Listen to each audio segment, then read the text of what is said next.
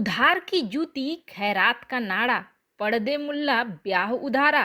गांठ में कुछ नहीं है पर मियाँ जी ब्याह करने चले हैं। सब काम उधार पे हो रहा है, लेकिन शौक है महंगे वाले। आखिरकार पाकिस्तानी सेना ने अपने हाथ क्यों खड़े कर दिए, वो भी सीमा पर। पाक के लिए ये तो बहुत ही बुरी खबर है।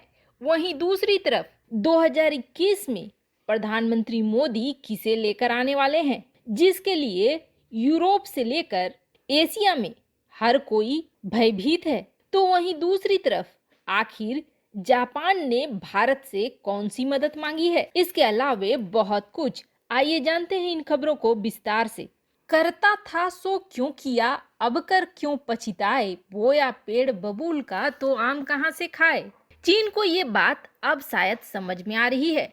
वैसे एक समय था जब चीन उगता हुआ सूरज था और 2005 में ही उसकी सेना पर खर्च होने वाला बजट जहां 30 बिलियन डॉलर था, तो वो आज के डेट में लगभग 160 बिलियन डॉलर हो गया है, जो कि रूस से और भारत से तिगुना है। भविष्यवक्ताओं ने तो यहाँ तक कह दिया था कि 2028-30 में चीन अपनी अर्थव्यवस्था में इतनी बड़ी उछाल लाएगा कि वह अमेरिका को भी पार कर जाएगा।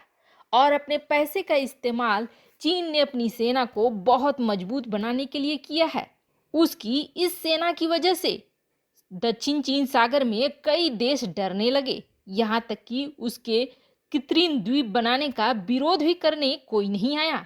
चीन की मनमानी बढ़ती चली गई, लेकिन चीन ने आवेश में आकर एक गलती कर दी, और उसने यह गलती कर दी भारत के साथ सीमा पर झड़प करके, और जिसका जवाब उसे अंतर्राष्ट्रीय स्तर पर भी मिल रहा है।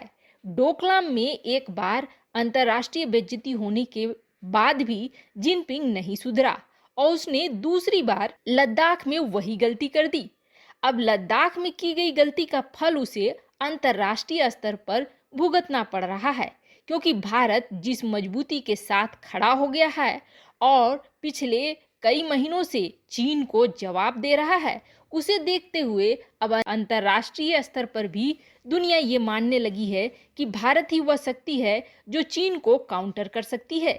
यही वजह है कि भारत को अमेरिका भी अपने पाले में रखना चाहता है, तो रूस भी अपने पाले में रखना चाहता है। अब इसे लेकर जापान के रक्षा मंत्री ने जो बयान दिया है वो काफी अहम है। साधारण भाषा में कहें तो जापान के रक्षा मंत्री ने भारत से एक तरह से मदद मांगी है। जापान के डिप्टी डिफेंस मिनिस्टर नाकायामा का कहना है कि भारत इस वक्त केंद्रीय शक्ति बन गया है और भारत को क्वाड में खुलकर साथ देना चाहिए, क्योंकि भारत को बहुत अच्छे से पता है कि इंडो पैसिफिक एरिया में खुला व्यापार होना कितना जरूरी है, खुला आवागमन होना कितना जरूरी है, जिस पर चीन नकेल कसने की कोशिश कर रहा है। और भारत ही वह शक्ति है जो अगर एक्टिव होगा तो क्वाड और भी ज्यादा मजबूत होगा और चीन को काउंटर किया जा सकेगा। सिर्फ ही जापान ही नहीं, दुनिया के कई छोटे से बड़े मुल्क हैं जो अब भारत से आस लगाकर बैठे हुए हैं। वहीं दूसरी तरफ भारत और डीआरडीओ एक के बाद एक बड़े तहलके मचा रहा है, ऐसे तहलके जो कि दुनिया को आश्चर्य में डाल रही है। ये तो सभी जानते हैं कि दुनिया का हर देश गुप्त रूप से कुछ न कुछ हथियारों का निर्माण करता रहता है, जिसका इस्तेमाल वो सही समय पर सही जगह पर करता है। भारत भी उनमें से एक है। भारत के बारे में भी कहा यह जाता है कि भारत गुप्त रूप से कई मिसाइलों और कई हथियारों का निर्माण कर रहा है, जो कि आने वाले वक्त में दुनिया को चौंकाएंगी। वैसे 2021 के बारे में यह अनुमान लगाया जा रहा है कि भारत बहुत बड़ा सरप्राइज दुनिया के सामने रखेगा, जो कि दुनिया को हैरान कर देगी। लेकिन भारत इन चीजों को अभी छिपा क्यों रहा है, यह भी एक बड़ा प्रश्न उठकर सामने आया है। 2021 तक भारत का और वह रूप देखेगा दुनिया जो उसने अभी तक नहीं देखा होगा। 2021 में भारत 2 सुपर मिसाइलें लाने वाला है और जिसमें डीआरडीओ बड़ी मदद करने वाला है। इसमें से एक सुपर मिसाइल ऐसी है जिसके बारे में ज्यादा चर्चा तो नहीं होती है, लेकिन डीआरडीओ का कोई भी प्रदर्शनी हो वहां इसका डेमो जरूर लगा रहता है। और यह वह मिसाइल है जो हाइपरसोनिक मिसाइलों से भी ज्यादा खतरनाक है। सूर्या मिसाइल जो कि 2021 में भारत के लिए कोई बड़ी खबर ला सकती है। वैसे आपको बता दें, सूर्या मिसाइल की चर्चा इसलिए हो रही है क्योंकि इसकी रेंज काफी अधिक है। 13,000 से 16,000 किलोमीटर इसकी रेंज मानी जा रही है। साथ ही साथ कहा तो इसके बारे में ये जा रहा है कि ये मिसाइल 28 मैक तक पहुंचेगी अपने स्पीड के मामले में, जो कि हाइपरसोनिक मिसाइलों से भी ज्यादा अधिक है। ये अंतर महाद्वीपीय मिसाइल हैं जो कि एक बार छोड़े जाने पर पहले अंतरिक्ष में जाएंगी, उसके बाद वापस वातावरण में प्रवेश करके अपने निशाने को बर्बाद करेंगी। और जैसे ही ये वातावरण में प्रवेश करेंगी, इनकी स्पीड काफ़ी बढ़ जाएगी। वहीं दूसरी मिसाइल अग्नि 6 है, जिसके बारे में ये कहा जा रहा है कि ये लगभग 12,000 किलोमीटर की रेंज वाली होगी, जो कि सीधे सीधे यूरोप तक को निशाने पर ले सकती है। यही वजह है कि अंतर्राष्ट्रीय स्तर पर यह प्रश्न हो सकता है कि आखिर भारत इतनी लंबी दूरी मारक क्षमता वाली मिसाइलें क्यों बना रहा है।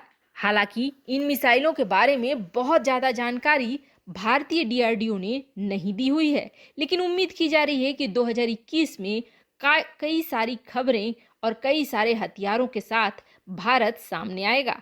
तो वहीं दूसरी तरफ आखिरकार इमरान खान की सेना ने हाथ खड़े कर दिए हैं।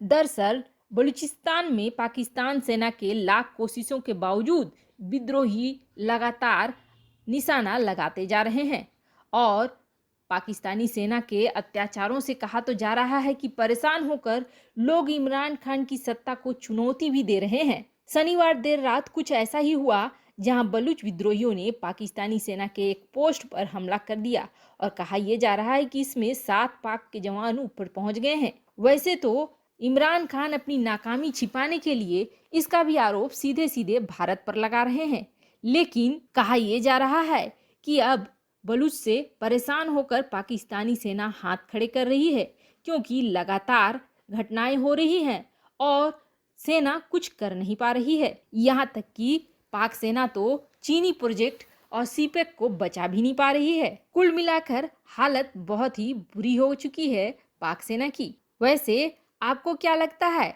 क्या पाकिस्तान इस वक्त 2 फ्रंट की लड़ाई लड़ने के लिए तैयार है? कमेंट कर अपनी राय जरूर बताएं। जल्द मिलते हैं अगले वीडियो में नई खबर के साथ।